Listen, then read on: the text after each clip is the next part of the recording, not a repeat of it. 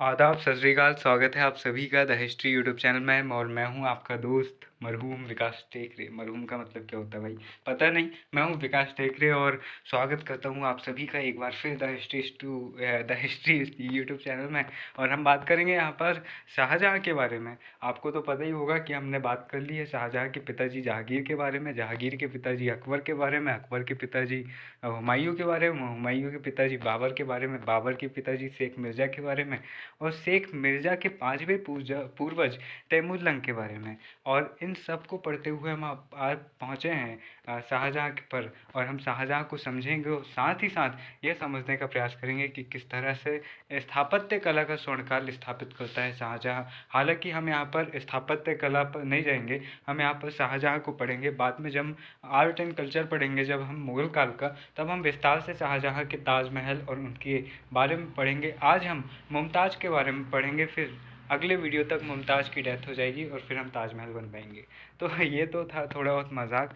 अब यहाँ पर शाहजहाँ को करते हैं शुरू। और शाहजहाँ जो थे 1627 में बनते हैं सम्राट। और 1658 ईस्वी तक, जब तक औरंगज़ेब इनका बेटा इनको साइड नहीं कर देता है, जब तक इनको मुसम्मन बुर्ज में जब तक इनको कैद नहीं कर देता है ताजमहल के सामने, तब तक ये रहते हैं बादशाह। अब देखो, इनका वास्तविक नाम था खुर्रम और इनके पापा का नाम था जहांगीर और इनकी माता का नाम था जगत गोसाई या जोधाबाई, जो कि मारवाड़ शासक मोटा राजा उदय सिंह की पुत्री थी। जहांगीर के बीमार होने पर आसफ खान ने खुसरो के पुत्र तावर बख्श को आगरा में शासक घोषित किया और खुर्रम इस समय दक्कन में था।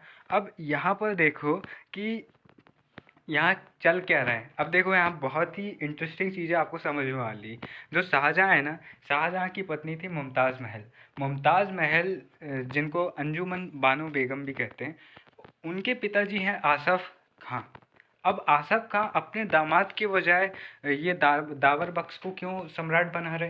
तो यहाँ पर इंटरेस्टिंग बात यह है कि जो आसफ खां है उसकी बहन है नूरजहाँ, जो कि जहांगीर की पत्नी है। तो नूरजहाँ के पहले पति से उसको जो बेटी है लाडली बेगम, उसकी शादी उसने किससे करवा दी थी? शहरयार से। तो यहाँ पर जैसे ही जहांगीर की मृत्यु होती है, तो वो क्या करती है कि जो शहरयार है उसको वह लाहौर में सम्राट घोषित करवा देती है। तो यहाँ पर वह आगरा पहुँचेगा। अब चूंकि यहाँ पर शाहजहाँ दक्कन में है, उसको आगरा पहुँचने में टाइम लगेगा और शहरयार उससे पहले आ सकता है।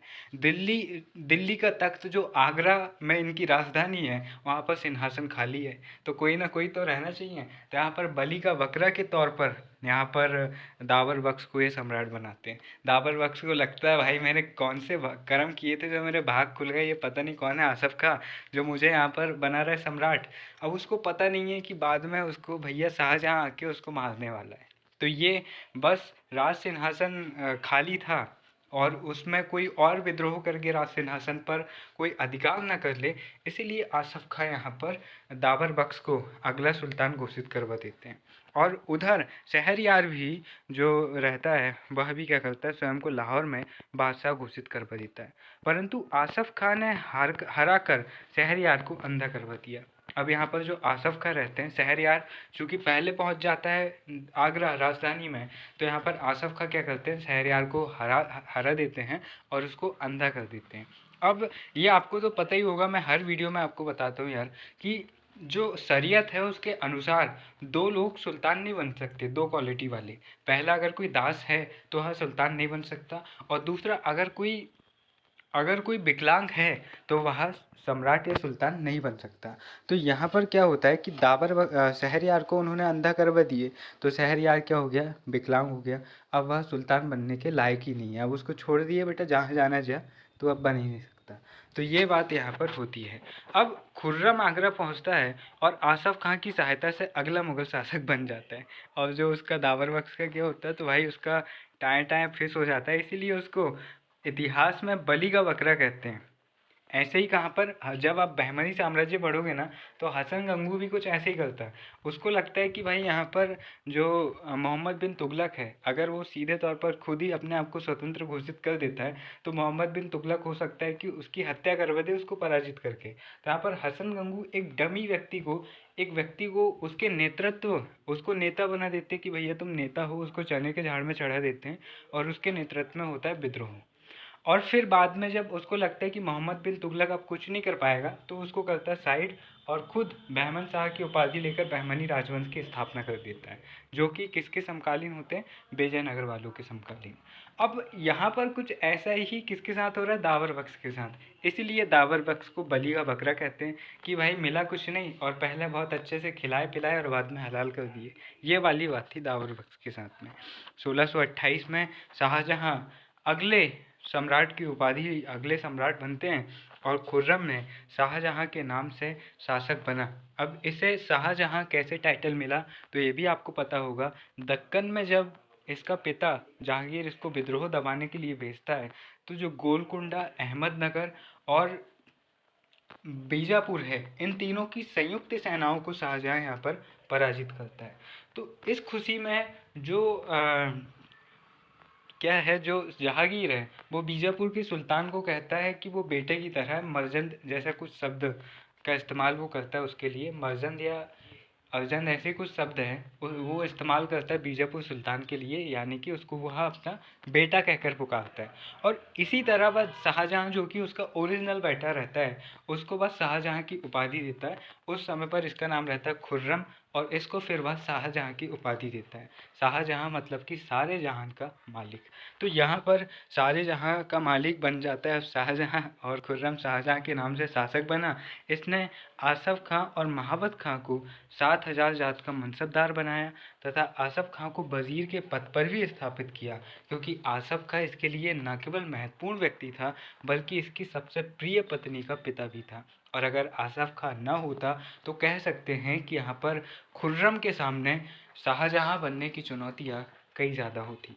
अब देखो 1628 ईस्वी में दक्कन के राज्यों को नियंत्रित करने के लिए शाहजहां ने अफगान सरदार पीर मोहम्मद खाने जहां लोधी के नेतृत्व में सेना भेजी। अहमदनगर के शासक मुर्तज़ा निज़ाम ने पीर मोहम्मद को अपनी ओर मिलाकर उसे पीर की जागीर दे दी और मुगलों द्वारा छीने गए क्षेत्रों को वापस लेने का काम सौंप दिया। अब इस विद्रोह के विरुद्ध 1629 ईस्वी में शाहजहां ने स्वयं अभियान किया और 1631 ईस्वी तक खाने जहां लोधी के विद्रोह को समाप्त कर उसे मृत्युदंड दिया। 1628-29 ईस्वी में बुंदेला शासक जुझार सिंह बुंदेला ने शाहजहां के विरुद्ध विद्रोह किया। अब ये क्यों करता है, क्योंकि ये जहांगीर, अब ये बात यहाँ पर समझना कि जो जहांगीर जब विद्रोह करता है तो वो कहाँ पर आकर छिपता है, बुंदेला में, बुंदेलखंड में। अब ओरछा का जो राजा रहता है, बुंदेला राजा, वह रहता है जुझार सिंह, ठीक है, बीर सिंह रहता है, बीर सिंह बुंदेला।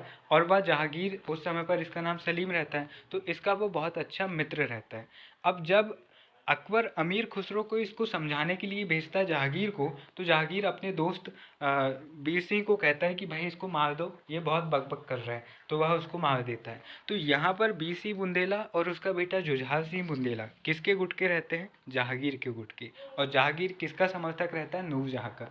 और नूरजहाँ किसकी विरोधी रहती है, तो वह विरोधी रहती है शाहजहाँ की, क्योंकि वह अपने दामाद शहरयार को शासक बनाना चाहती थी। तो यही कारण गद्दी पर बैठने के बाद शाहजहां उन सभी को कटु नज़र से देखता है जो उसके खिलाफ खड़े हुए थे और नूरजहां के पक्ष में थे। अब इन लोगों को क्या लग रहा था कि इन लोगों को लग रहा था भाई जहांगीर के पास में पावर है, नूरजहां के पास में पावर है, अगला सुल्तान वही बनेगा जिसको वो चाहेंगे।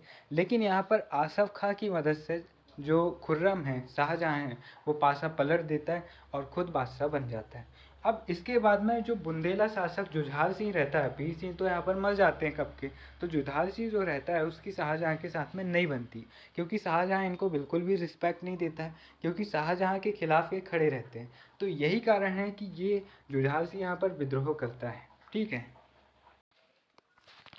तो यहाँ आगे देखो, यहाँ पर अब चीज़ों को पढ़ लेते कारणों को। जहांगीर नूरजहां गुट से होने के कारण शासक बनने के बाद शाहजहां ने इसकी उपेक्षा की, अतः जुझार सिंह ने विद्रोह कर दिया, लेकिन शाहजहां ने जुझार सिंह के विद्रोह को समाप्त कर उसे माफ़ कर दिया। आगे जुझार सिंह फिर से विद्रोह करता है और गोंड शासक प्रेम नारायण की हत्या कर चौरागढ़ किले पर अधिकार कर लेता है।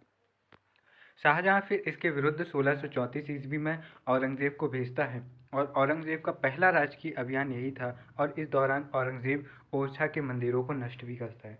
तो औरंगजेब अपनी हरकतों से बाज नहीं आता है और यहीं से चिवल्ली करनी शुरू कर देता है। अब जुझार सिंह मुगलों से पराजित होकर जंगल की ओर भाग जाता है, जहां गोंड उसकी हत्या कर देते हैं। गोंड उसकी हत्या क्यों करते हैं? क्योंकि वह दूसरी बार जब विद्रोह करता है तो गोंड शासक प्रेम नारायण की वह हत्या करता है। तो प्रेम नारायण को चाहने वाले जो लोग थे, उसके फैंस लोग, वो उसके यहाँ पर जुझार सिंह की हत्या कर देते हैं और बोलते हैं, भैया तुमने हमारे प्रेम को मारा ना, अब तुमको हम छोड़ेंगे नहीं, और बबुआ तुम अब मौत के घाट उतर जाओ। इस तरह की बातें यहाँ पर होती रही होंगी और बेचारा जुझार सिंह चला गया। कालांतर में बुंदेला शासक चंपत राय का विद्रोह हुआ, जिसे शाहजहां द्वारा दबा दिया जाता है। 1632 ईस्वी में शाहजहां ने हुगली क्षेत्र में पुर्तगालियों को नियंत्रित करने के लिए बंगाल के गवर्नर कासिम खां को यहाँ पर आदेश देता है। अब जो पुर्तगाली गवर्नर थे वो क्या कर रहे थे, व्यापार के साथ साथ लूटमार की नीति को भी कर रहे थे और भारतीय व्यापारियों से वो अपने आप टैक्स वसूल रहे थे। उनका देश तो भैया पुर्तगाल है, लेकिन वो भारत में आके टैक्स वसूल रहे थे और जबरन धर्मांतरण भी कर रहे थे कि बेटा रोटी चाहिए तो पहले क्रिश्चियन बनो। इस तरह की बातें यहाँ पर हो रही थी। आगे भी जब आप अंग्रेज़ों का इतिहास पढ़ोगे तो आप पाओगे कि अकाल के समय पर ये ऐसी गंदी हरकत कर रहे थे कि भैया अगर तुमको रोटी चाहिए, तुमको जिंदा रहना है, तो पहले तुम हमारे धर्म में कन्वर्ट हो। ठीक है, तो ये धर्मांतरण की इतनी बुरी आदत इनके अंदर घुस गई थी कि बस हमको पूरी दुनिया को क्रिश्चियन बनाना है। तो यहाँ पर इसके कारण कासिम खां इन्हें हुगली से भगा देता है। और इसके बाद में हम देखें तो यहाँ पर देखिए, शाहजहां के काल में दक्षिणी गुजरात व खानदेश में भीषण अकाल पड़ता है और यह अकाल इतना व्यापक था कि इसमें लाखों लोग मारे जाते हैं। इस अकाल का उल्लेख समकालीन इतिहासकारों में अब्दुल हामिद लाहौरी, मिर्जा अमीर कज़विनी और इटालियन यात्री पीटर मुंडी ने उल्लेख किया है। अमीर कज़विनी कहता है कि अकाल इतना भीषण था कि व्यापारियों और पंसारियों ने आटों में हड्डियों का चूरा और मांस में बकरे के मांस की जगह कुत्ते का मांस बेचा। तो कह सकते हैं कि इतने बुरे दिन यहाँ पर लोगों के आ चुके थे। अब्दुल हामिद लाहौरी बादशाहनामा में लिखता है कि अकाल के कारण गरीबी इस सीमा तक पहुंच गई थी कि मनुष्यों ने एक दूसरे को खाया। पिता को अपने पुत्र से प्रेम की बजाय उसका मांस अधिक प्रिय लगने लगा। हालांकि ये बात अतिशयोक्तिपूर्ण है, लेकिन इस बात से आप ये समझ सकते हो कि यहाँ पर जो यहाँ पर जो अकाल है उसका लेवल कितना ज़्यादा है। जैसे हम समझ सकते हैं, जैसे हमने अभी कोविड-19 देखा, तो कोविड-19 में भी कुछ ऐसा ही था कि भाई इतने बड़े लेवल पर महामारी फैली कि लोगों के हाथ पैर कांपने लगे थे यहाँ पर। ठीक है ना, लोग अपने ही लोगों से मिलने में डर रहे थे कि भाई इससे मिला मैं तो मुझे भी कोविड ना हो जाए। तो इस तरह की बातें यहाँ पर हो रही थी। अब पीटर मुंडी इस अकाल के विषय में लिखता है कि अकाल से मुख्य सड़कों के किनारे लाशें बिछी हुई थी जिनसे भयंकर बदबू आ रही थी। इससे शहर में महामारी भी फैल गई। अकाल के लिए उपायों की बात करें तो हामिद लाहौरी शाहजहां द्वारा अकाल प्रभावित क्षेत्रों में 70 लाख तक भू राजस्व माफ करता है, जगह जगह पर लंगर व्यवस्था करवाता है और खजाने से कुछ राहत भी देता है। स्मिथ महोदय लिखते हैं कि अकाल से निपटने के लिए शाहजहां ने अपने कर्तव्यों का पालन नहीं किया। उसने अकाल प्रभावित क्षेत्रों में कर निर्धारण करते हुए 1/11% भाग माफ किया। तो कह सकते हैं कि इसने कम प्रयास किया, लेकिन अंग्रेज़ों की तुलना में इसने काफ़ी अच्छा प्रयास किया, क्योंकि अंग्रेज़ तो ऐसे थे कि अकाल के समय में भी धर्मांतरण करना नहीं छोड़ रहे थे।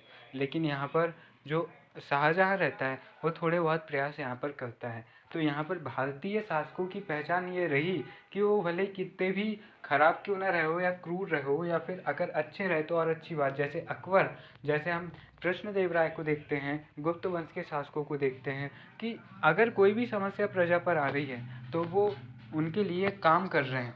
अब यहाँ पर जो अशोक की बात कर लो आप, अशोक अपने शिलालेख में लिखवा रहा है कि सारी प्रजा मेरी संतान है, और वो कह रहा है कि अगर मैं शयनयान में रहूं या फिर मैं सोऊं या फिर पानी ना हूं, मैं कुछ भी करता रहूं, अगर किसी को कोई समस्या हो तो मेरे पास आओ, मैं अपना सारा काम छोड़ दूंगा और तुम्हारी समस्या सुनूंगा। तो ऐसे शासक भी भारत में हुए।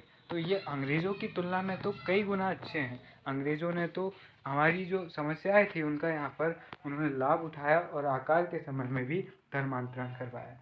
अब 1631 ईस्वी में मुमताज़ महल यानी कि अर्जुमंद बानो बेगम, जो कि आसफ खां की पुत्री रहती है और जो नूरजहाँ है उसकी भतीजी रहती है, अब इस समय शाहजहाँ बुरहानपुर में था और यह शाहजहाँ की प्रिय रानी थी। शाहजहाँ ने इसको मुमताज़ महल, मलिका ए ज़मानी जैसी उपाधि दी। अब ये बात भी आप ध्यान रखना कि जो ताजमहल है उसके बनने तक यहीं पर बुरहानपुर में ही इनको दफनाया जाता है, और जब ताजमहल बनकर तैयार हो जाता है तो पूरे सम्मान के साथ उन्हें ताजमहल में दफनाया जाता है।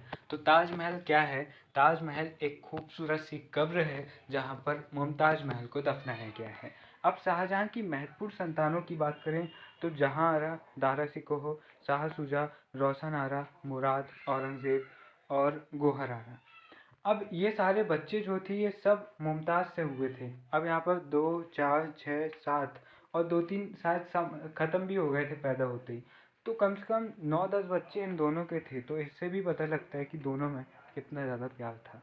अब शाहजहाँ ने मुमताज़ की याद में ताजमहल का निर्माण करवाया। शाहजहाँ पर मुमताज़ का काफ़ी प्रभाव था।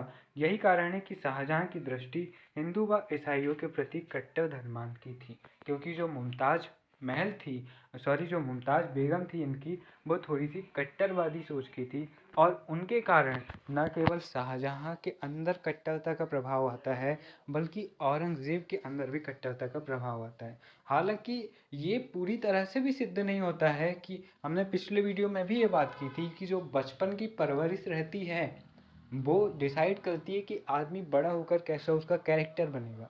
लेकिन ये बात 100% भी सही नहीं है, क्योंकि यहीं पर जो मुमताज़ है उसके प्रभाव में अगर औरंगज़ेब कट्टर निकल रहा है तो फिर दारा सिकोह क्यों नहीं निकल रहा? तो फिर जो जहाँ आ रहा है, रोशन आ रहा है, गोहर आ रहा है, वो क्यों नहीं निकल रही? औरंगज़ेब ही क्यों निकल रहा? तो व्यक्ति की आइडियोलॉजी और खुद के ऊपर भी डिपेंड करता है कि वो किस चीज़ के पक्ष में जा रहा है और किस चीज़ के पक्ष में नहीं जा रहा है।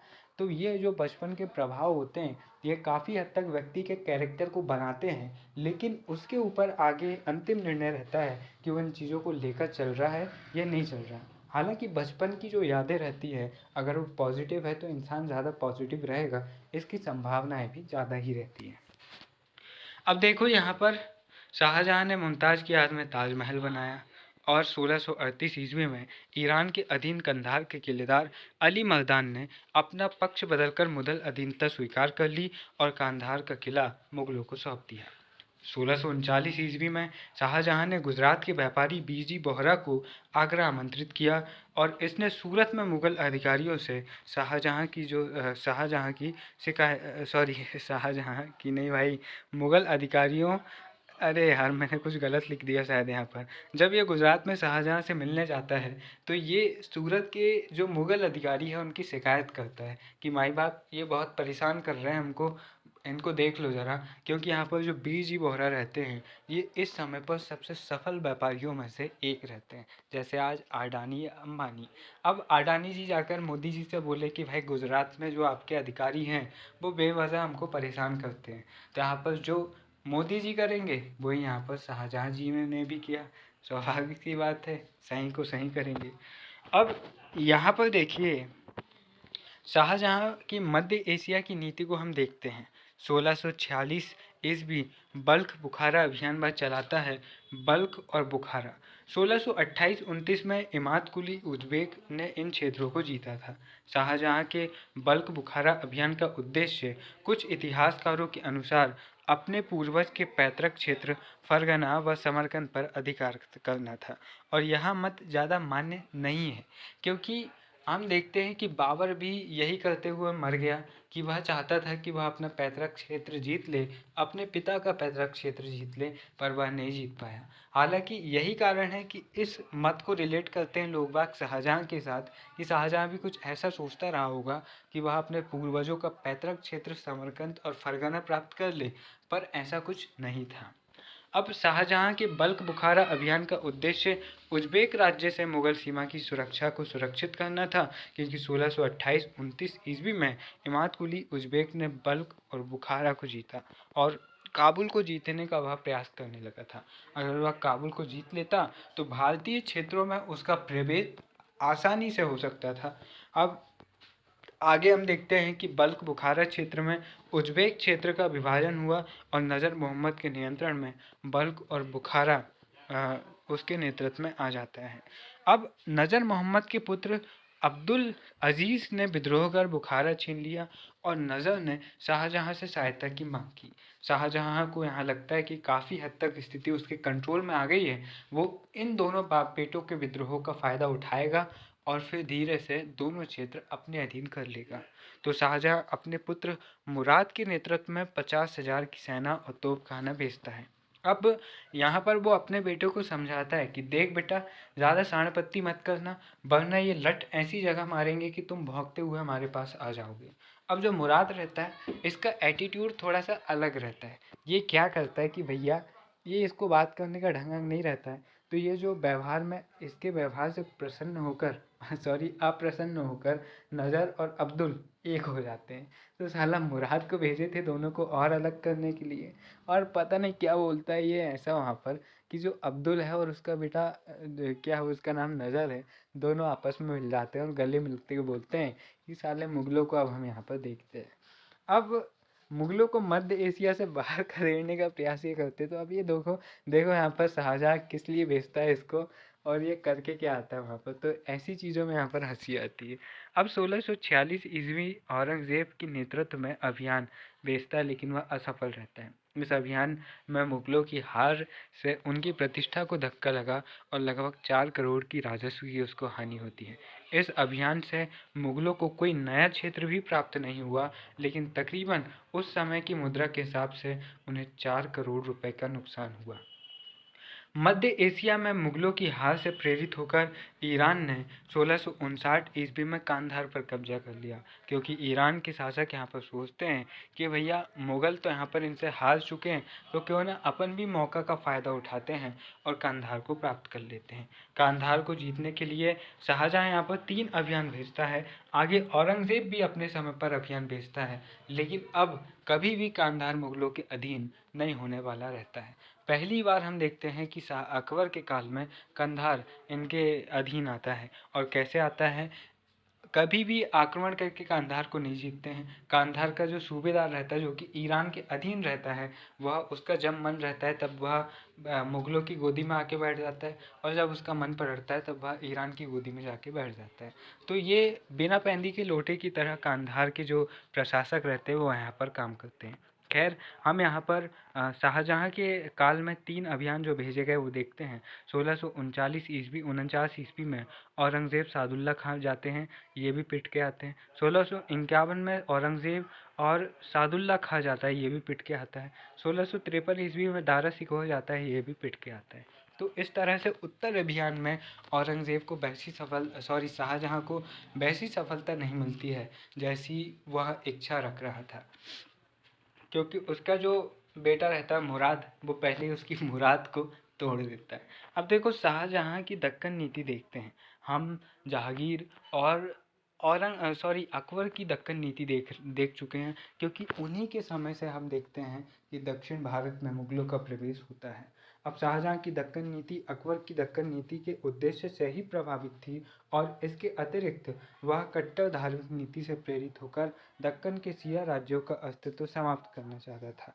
खानेजहाँ लोदी के विद्रोह के बाद शाहजहाँ ने अहमदनगर के अस्तित्व को समाप्त करने का मन बनाया। शाहजहाँ ने महाबत खां के नेतृत्व में अहमदनगर के विरुद्ध सेना भेजी और स्वयं बुरहानपुर आ गया। तो हम यहाँ पर देखते हैं कि जो अहमदनगर में परिस्थितियाँ बदलती है, और मलिक अंबर के पुत्र फ़तेह खां पेशवा जो प्रधानमंत्री भी रहता है और अहमदनगर के शासक मुर्तज़ा निज़ाम की हत्या कर देता है और शाहजहाँ के नाम पर अपना खुतबा पढ़वाता है। मतलब ये बिना लड़े यहाँ पर शाहजहाँ की अधीनता स्वीकार कर लेता है। साथ ही साथ ये भी मैंने आपको बताया, ये चीज़ आपको ध्यान में रखना है कि अब यहाँ पर जो शाहजहाँ है वह मराठा सरदार शाहजी भोसले को पहली बार पूना की जागीर दे रहा है अहमदनगर को नियंत्रित रखने के लिए। ये पॉइंट आपको ध्यान में रखना है। अब यहाँ पर देखिए, जो अगला पॉइंट है वो ये, अबे क्या हो रही है, अब ये जो अगला पॉइंट है वो ये है कि इन बदलती परिस्थितियों, जो मुर्तज़ा अहमद है जो उनकी नाम से खुतबा पढ़ा रहा है, तो इन बदलती परिस्थितियों में शाहजहाँ ने पुनः अहमदनगर का अभियान महाबत खां के नेतृत्व में भेजा। अब मुगलों द्वारा पूना की जागीर शाहजी से छीनकर फतेह खां को देने के कारण शाहजी भोसले यहीं पर से नाराज़ होते हैं और बीजापुर के खेमे में चले जाते हैं। यही कारण है कि शाहजी भोसले बीजापुर और गोलकुंडा जैसे शासकों की अंतर्गत काम करते हुए आपको मिलेंगे। अगर शाहजहां उनके साथ में अच्छे संबंध स्थापित करता तो हम कह सकते हैं कि शिवाजी महाराज आपको एक स्वतंत्र साम्राज्य खड़ा करते हुए न दिखते, बल्कि आपको शाहजहां के अधीन ही मानसिंह जैसे मिर्जा जैसे किसी पद पर बैठे हुए मिलते। हालांकि औरंगजेब की जो हरकत रहती है वहाँ पर तो शिवाजी महाराज जैसा कैरेक्टर जम ही नहीं सकता था। तो कुछ भी हो परिस्थितियाँ, लेकिन शाहजहाँ यहाँ पर शाहजी भोसले को पूना की जागीर देता है और बाद में छीन लेता है, वह इनसे छीनता है। यही कारण है कि ये जो शाहजहाँ हैं उसके विरोधी पक्ष बीजापुर में जाकर मिल जाते हैं। इधर बीजापुर ने मुगलों से पहले अहमदनगर को जीतने के लिए रदौला खां और मुरारी पंडित के नेतृत्व में सेनाएं भेजी और शाहजी भोसले को महावत खां की रसद लाइन काटने के लिए भेजा। इन सब के बावजूद मुगलों द्वारा 1633 ईस्वी में अहमदनगर को जीत लिया जाता है। शाहजहां ने बीजापुर को अहमदनगर का 1/3 क्षेत्र देने का पुनः प्रस्ताव रखा, क्योंकि वह बीजापुर के समर्थन से दक्कन में मुगलों का नियंत्रण और शांति की स्थापना करना चाहता था। इस प्रस्ताव के आधार पर शाहजहां तथा बीजापुर और गोलकुंडा के बीच 1636 ईस्वी में दक्कन की संधि होती है। अब दक्कन की संधि 1636 ईस्वी में होती है और मुगलों ने बीजापुर के 1/3 क्षेत्र अहमदनगर को दिया, बीदर, परिंडा, शौलपुरा, कल्याण आदि दिए। बीजापुर मुगलों को 20 लाख रुपए युद्ध हर्जाना देगा। भविष्य में गोलकुंडा बीजापुर को 4 लाख खूण स्थानीय मुद्रा राजस्व देना बंद कर देगा, जबकि 2 लाख खूण वार्षिक मुगलों को वह देगा। गोलकुंडा अपने खुतबे में ईरान के शिया शासक के बजाय जो मुगल शासक हैं उनका नाम उल्लेखित करवाएगा। तो यहाँ पर जो ये दक्कन की संधि है 1636 में हो रही है, ये आपको ध्यान में रखना है, क्योंकि पहली बार शाहजहां दक्कन क्षेत्र में शांति की स्थापना कर रहा है। अकबर के समय से शुरू होता है प्रयास और यहाँ पर शाहजहां के समय पर जाकर समाप्त होता है। हालांकि शाहजहां का चिबल्ला बेटा औरंगज़ेब आगे चलकर इन समस्याओं को और बढ़ाता है, क्योंकि वह पूरी तरह से जीतने का प्रयास करता है। अब यहाँ पर देखिए, बीजापुर दक्कन में शांति बनाए रखेगा और यदि शाहजी भोसले को अपनी सेना में रखता है तो उन्हें मुगल सीमा से दूर नियुक्त करेगा। भविष्य में गोलकुंडा व बीजापुर में विवाद होने पर मुगल मध्यस्थता करेंगे। बीजापुर और गोलकुंडा मुगल सीमा से दूर दक्षिण के हिंदू राज्य के विरुद्ध इनकी सहयोग करेंगे। ठीक है। अब और जो जीते गए क्षेत्र बीजापुर और गोलकुंडा के बीच 2:1 में विभाजित होंगे। अब आगे के जो अभियान करेंगे ये दोनों मिलकर दक्षिण में करेंगे और जिन क्षेत्रों को ये जीतेंगे उसका ज़्यादा हिस्सा मिलेगा बीजापुर को और उसका 1/3 हिस्सा मिलेगा गोलकुंडा को। चूँकि बीजापुर शक्तिशाली राज्य था और बड़ा था, इसलिए उसे बड़ा हिस्सा मिला। 1636 से 44 ईस्वी तक औरंगज़ेब दक्कन का गवर्नर बना रहा और इस दौरान उसे मुर्शिद कुली खां की सेवा प्राप्त हुई। मुर्शिद कुली खां ने दक्षिण सूबे में भू राजस्व सुधार किए। 1645 से 52 ईस्वी तक औरंगज़ेब गुजरात का सूबेदार रहा। 1653 ईस्वी में पुनः दक्कन का सूबेदार वह बनता है। इस दौरान औरंगज़ेब का गोलकुंडा व बीजापुर से विवाद होता है और औरंगज़ेब ने बीजापुर से बीदर और कल्याणी के क्षेत्र छीन लिए, जो दक्कन की संधि के तहत बीजापुर को मिले थे। किसने छीन लिया? औरंगज़ेब ने। और यहीं पर से औरंगज़ेब की इन हरकतों से परेशान होकर ये राज्य विद्रोह करते हैं। दारा शिकोह के कहने पर शाहजहां ने औरंगज़ेब को संधि का उल्लंघन करने से रोका। गोलकुंडा के अधिकारी मीर जुमला ने गोलकुंडा के शासक से विवाद के बाद औरंगज़ेब की सत्ता में आने से गोलकुंडा औरंगज़ेब के बीच में विवाद शुरू हो गया।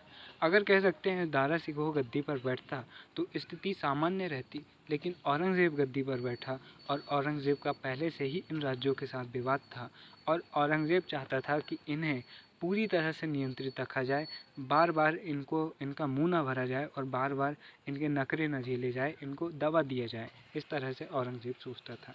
1657 ईस्वी में शाहजहां बीमार पड़ जाता है और सत्ता प्राप्ति के लिए शाहजहां के सभी पुत्रों में संघर्ष शुरू होता है, जो उत्तराधिकार के संघर्ष के रूप में जाना जाता है। और यहाँ पर कौन जीतता है? तो यहाँ पर जीतता है औरंगज़ेब। और फिर हम देखते हैं औरंगज़ेब मुगल राजवंश का ऐसा शासक होता है जिसके पास सबसे लंबा कार्यकाल होता है, लेकिन सबसे ज़्यादा एक ऐसा भी उसके पास में रिकॉर्ड होता है कि भैया बहुत कट्टर और बहुत ही क्रूर शासक के रूप में भी औरंगज़ेब स्थापित होता है। तो हम औरंगज़ेब को पढ़ेंगे अगले वीडियो में, तब तक के लिए बने रहिएगा। देखिए ऐसे ही बहुत इंटरेस्टिंग वीडियोस को तैयारी कीजिए। नोट्स आपको टेलीग्राम चैनल में मिलेंगे, जिसके लिंक आपको डिस्क्रिप्शन बॉक्स में मिलेगी। फिर मिलेंगे, तब तक के लिए नमस्कार, जय हिंद।